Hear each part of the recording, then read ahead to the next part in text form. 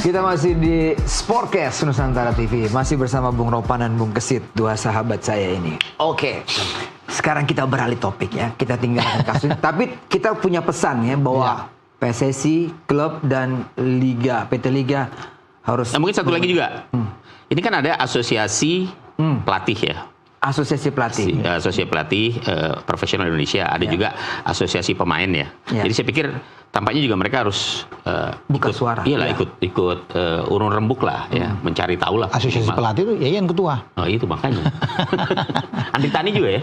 Anti Tani juga kan. Oke. Pemain. U23. Oke.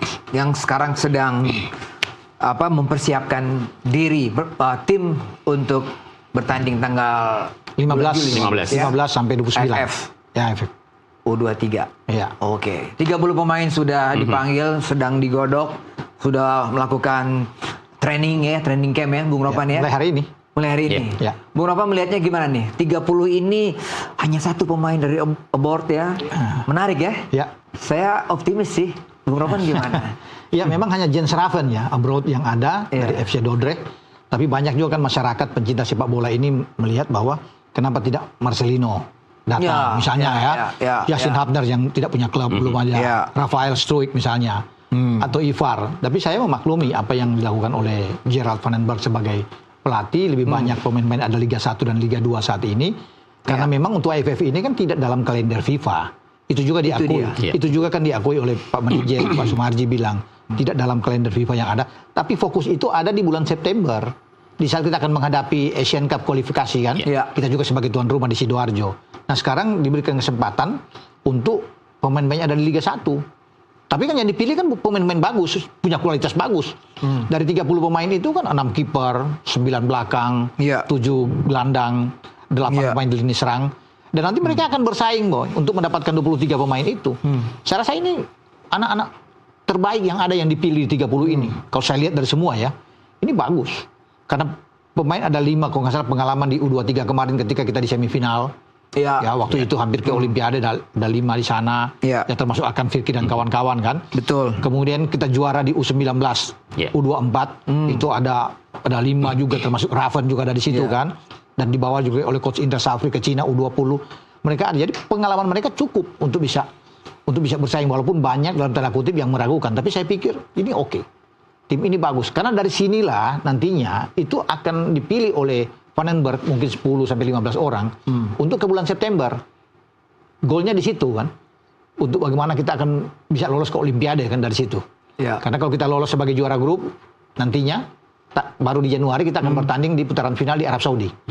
Itu nanti menjadi Olimpiade. Jadi saya pikir ini bertahap. Tetapi pertaruhan juga untuk nama Van den Berg kan. Karena ini pertama buat dia.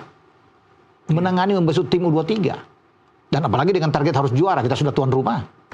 Ya itu yang menjadi concern benar buat dia. Dan saya masih yakin, tetap berharap benar bahwa tim ini bisa menjadi juara. Bung Kesit juga pasti juga melihat kan daftar 30 pemain itu. Menurut saya sih Bung Ropan tadi saya pikir bagus. Worth it lah. Pemain-pemain yang dipanggil itu ya, meskipun hanya satu pemain dari luar, naturalisasi ya, Jens Raven. Kalau kita lihat di persaingan Asia Tenggara sih, saya pikir dengan komposisi pemain yang ada sekarang ini bisa lah. Pemain-pemain itu yang ada saat ini punya pengalaman bagus kok. Ya. Betul. Ada pemain-pemain yang sebelumnya juga tampil di Piala Asia ketika Indonesia masuk sampai untuk pertama kalinya sampai semifinal, mengalahkan Australia. Mengalahkan Korea Selatan. Jadi ada pemain-pemain seperti Akan Fikri, kemudian ada Doni Tripamukas, ada Raihan Hanan.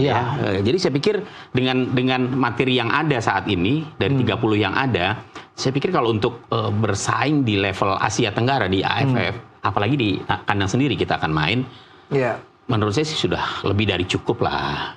Kalau menurut saya sih belum perlu itu Hubner, Marcelino belum perlu. Mereka lebih diperlukan di pada saat kualifikasi Piala Asia karena nanti September. Lawan terberat di kualifikasi Korea Selatan. Asia itu kan Korea Selatan. Kalau Laos dengan Makau ya. Nah, udahlah. Bisa kita ambil. Jadi sebenarnya untuk level junior ya, kalau kita historinya kita melihat ke belakang, U16 kita juara, U17 juga, U19 juga juara. U19 ikut Piala Dunia, bahkan sekarang lolos lagi Piala U23 tembus 4 besar, ya kan. ini menunjukkan bahwa level junior kita memang potensial banget ini Bung Ropan. Iya, bagus kalau bicara di junior kita kan. Makanya mungkin itu ada keyakinan dari Vandenberg bahwa dengan pilihan dia ini dia senang. Kan dia komentar bahwa saya senang dengan pemilihan ini, pemain-pemain ini. Dan mungkin ya itu karena dia yakin benar bahwa tim ini bisa berprestasi. Jadi kita masih ingat begini, Boy. Sebagian besar dari pemain-pemain yang dipilih ini kan ikut di yang level senior ketika kita bermain dengan Vietnam kan. Vietnam hanya menang 1-0 kan. Wang Hai dan kawan-kawan, di mana ada Marcelino juga ikut main kan waktu itu. Masih ingat gitu. Filipina tampil dengan tim terkuat dia kan, tim senior dia. Tapi kita dengan tim usia muda kan, yang kita kirim malah tim U23 kan. U23. Tapi kita memperlihatkan bahwa sangat kuat kalau Vietnam dengan tim intinya, tim seniornya cuma menang 1-0 di kandang. Di kandang dia loh. Itu kan sudah kuat kita. Arkan Fikri, ya, Pak Pahan, ya, pemain sangat bagus. Michael Tata, Doni Tri, Kadek Arel, Ferrari masih ada. Itu Ryan Hanan yang bilang, itu Victor Detan, bagus. Jadi bisa terukur bahwa kita bisa bersaing memang untuk target juara ya bisa. Apalagi kita tuan rumah kan, bermain di GBK lagi, pasti akan dukungan penonton itu datang. Yang menarik ini Bung Ropan dan Bung Gesit, mungkin ke Bung Gesit. Gila, tadi Bung Ropan singgung Gerald Vandenberg ya, nama besar, ya kan, Piala Eropa 88. Tandemnya Gullit, Rijkaard, Ronald Koeman dan sebagainya. Dan seorang gelandang yang cepat, ya kan, bermain sayap. Ya kan? Kalau kita perhatikan, Bung Sid, mungkin Bung Sid juga lihat kan, nama-nama yang dipanggil itu baik back maupun gelandang terutama adalah orang-orang yang punya kemampuan melakukan pemain-pemain yang naluri menyerangnya sangat tinggi. Iya, memang filosofi seorang pelatih ketika dia akan merekrut pasti tidak lepas dari dia punya karakter. Ya, dan itu yang coba dibuat oleh Vandenberg di tim U23 Indonesia ini. Karena itu pemanggilan pemain-pemain yang memang punya kapasitas sebagai seorang pemain yang memang punya kemampuan atau daya jelajah menyerang yang sangat baik. Itu menurut saya memang menjadi salah satu andalan yang akan digunakan oleh Vandenberg di tim U23 ini. Dan saya pikir AFF U23 ya, Asian Championship ini menjadi tempat yang sangat positif untuk Vandenberg dan juga timnya untuk menguji ini sampai sejauh mana kekuatan tim ini untuk kemudian bisa bersaing di level Asia pada babak kualifikasi di bulan September nanti. Jadi dengan pemain-pemain yang ada, saya juga melihat ada rasa optimisme yang tinggi kalau kita lihat dari ini komposisi yang ada. Pengalaman bertanding para pemain U23 yang dimiliki oleh Indonesia sangat baik dibandingkan dengan Vietnam.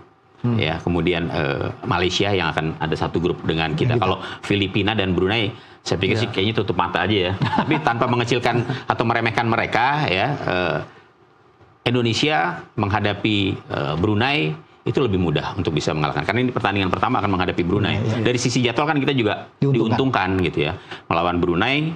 Terakhir kita lawan Malaysia. Baru lawan Malaysia. Mungkin di grup ini Malaysia lah yang menjadi lawan terkuat ya. Tapi kalau melihat dari kapasitas pemain yang ada dan bagaimana Vandenberg mengelola tim ini, saya pikir kans untuk juara sih sangat besar. Ya, Vandenberg saya pikir pelatih yang paling lama ada di Indonesia, Bang ya.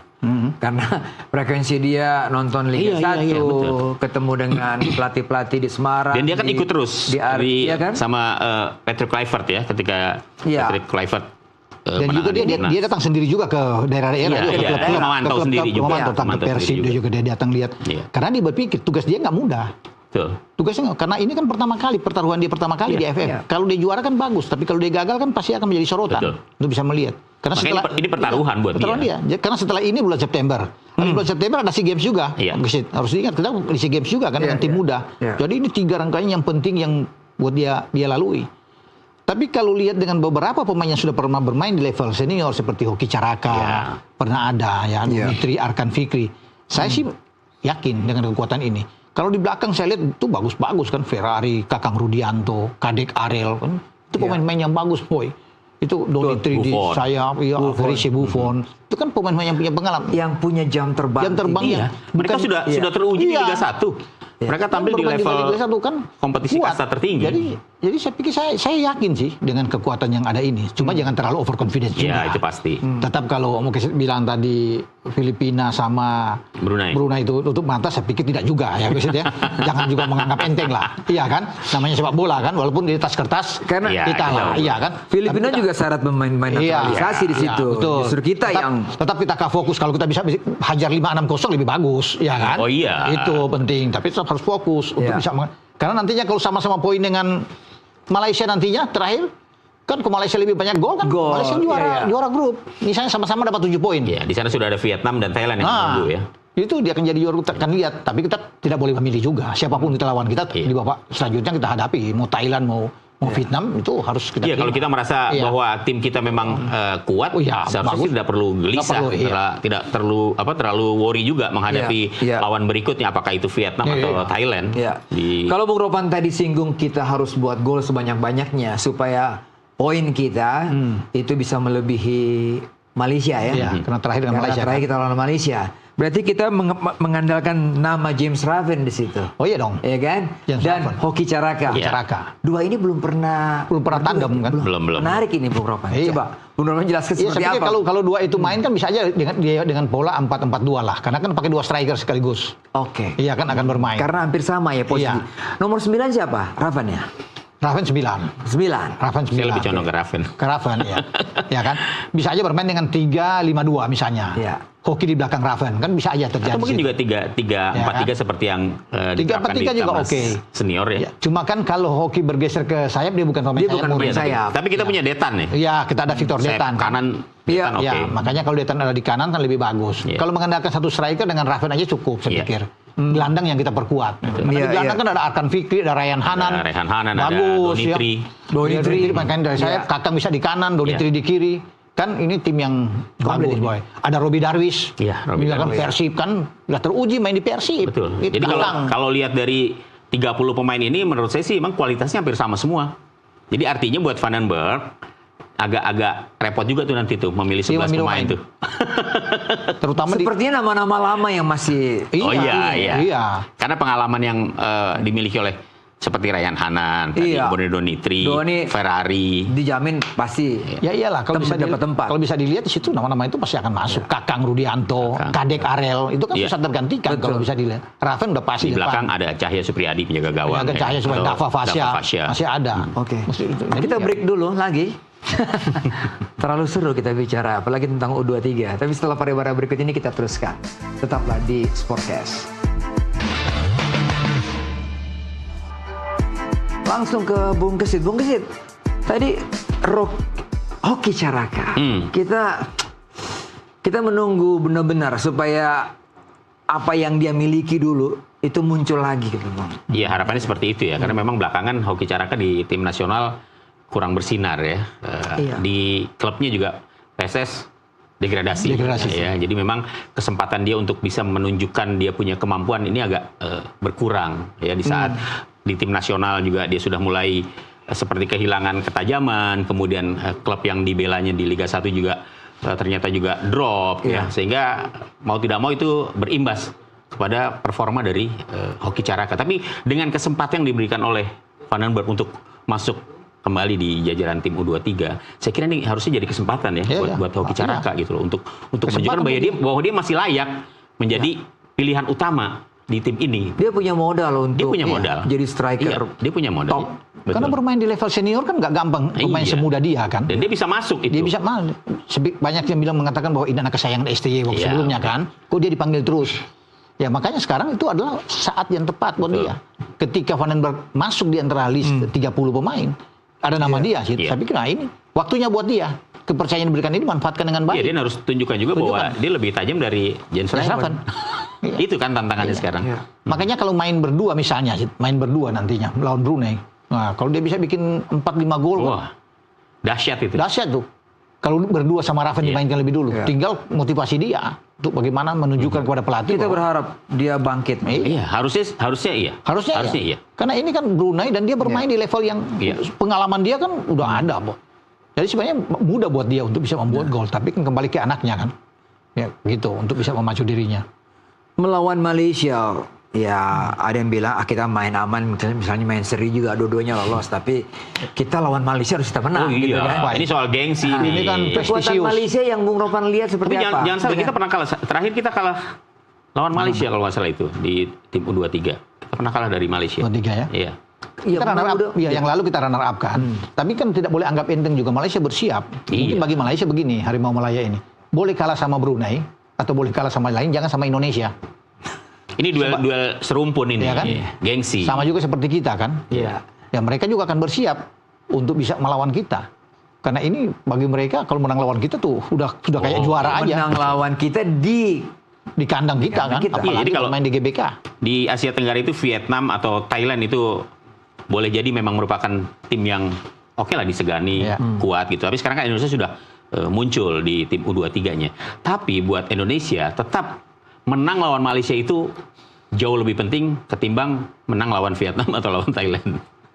Karena ini soal gengsi. Harga diri. Harga diri Om Boy. Iya kan. Main di depan publik, apalagi di GBK kan, ditonton banyak orang. Kalau sampai kalah sama Malaysia, waduh.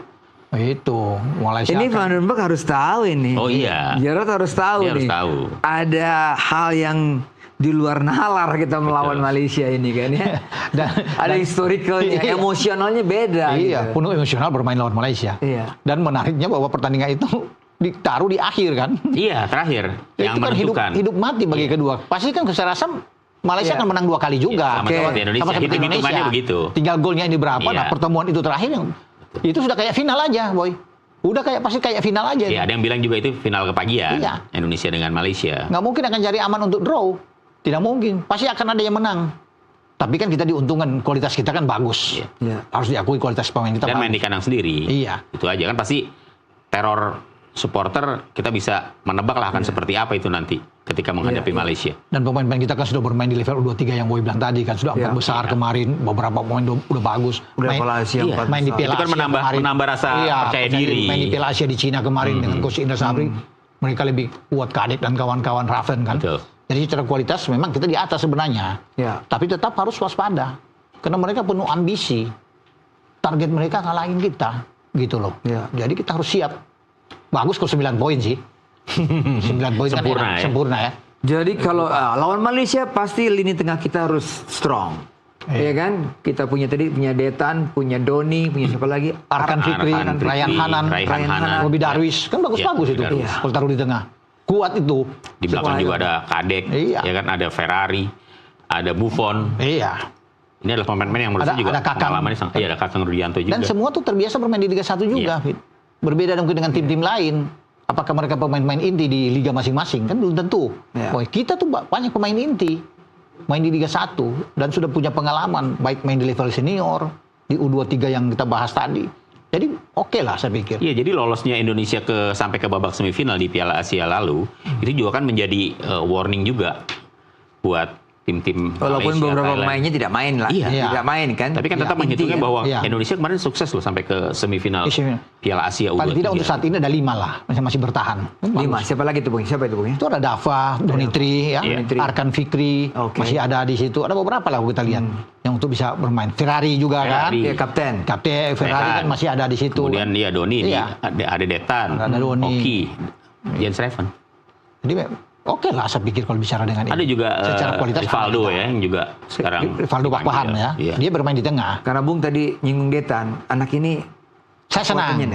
Senang nih Victor Detan, pemain PSM Bung Makassar ini. mendeskripsikan Detan ini seperti apa? Visi bermain bola bagus, ketenangan dia, passing dia oke.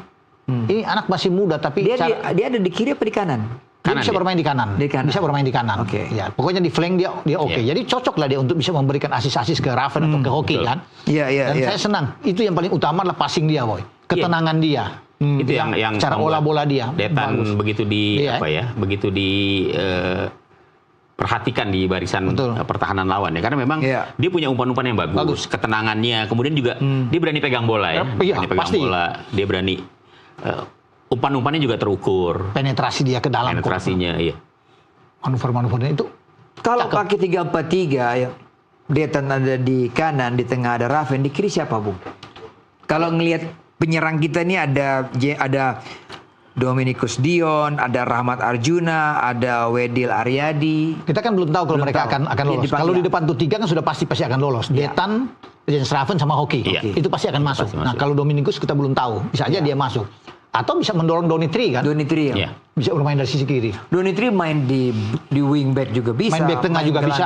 Lanang juga bisa. Kalau main agak didorong lebih ke depan bagus saya pikir. Karena di kiri itu bisa diambil oleh Michael Tata kan, pemain dari Persebaya. Iya. Michael Tata. Iya, Michael Tata bagus kan bermain di kiri. Dan di tengah jangan salah Boy. Nah, jangkarnya siapa nih, Bung? Masih ada Tony Firmansyah juga. Tony Firmansyah dan Persebaya kan jangan salah, dia bagus. Dia bagus. Bisa bermain. Ya, jadi kita banyak sebenarnya pemain-pemain kita untuk di tengah bagus. Sulit untuk mengalahkan lini tengah kita. Yang mendampingi Ferrari di belakang siapa kalau kita pakai Kadek Arel lah. Kadek Arel bisa juga Buffon. Buffon juga. Ini pemain. Kalau disuruh pilih Kadek lah menurut saya. Di Bali dan Kadek dengan Ferrari memang sudah beberapa kali tampil bareng. Ya, udah. Tinggal nyari satu lagi partnernya siapa. Kalau bermain 3 ya mungkin ya bisa Buffon atau bisa Kakang. Kalau bermain 3 kecuali bermain flat 4 back kan Kakang bergeser ke kanan. Kadek sama Ferrari. Di kiri Tata. Kemudian Donitri dorong lebih ke depan kan untuk crossing. Jadi oke lah. Kakang, Bung. Gimana Bung Kesil ini Kakang? Juara Indonesia, juara Liga. Dari penampilan Kakang menurut saya juga pemain yang ini kan menjadi salah satu pemain yang sangat diharapkan juga ya kehadiran di bersama Persib Bandung. Dia ikut juga lah andil membawa Persib juara Liga 1 bahkan back to back. Beberapa kali juga masuk dalam skuad tim nasional kelompok umur. Jadi saya pikir kalau dari sisi pengalaman, kematangan ya Kakang sangat mumpuni. Dari sisi teknik gimana, Bu? Dan jangan salah kalau bicara Kakang ini dia kan salah satu juga yang diambil oleh Kim Sang-sik, pelatih di Asian All Star bermain lawan MU.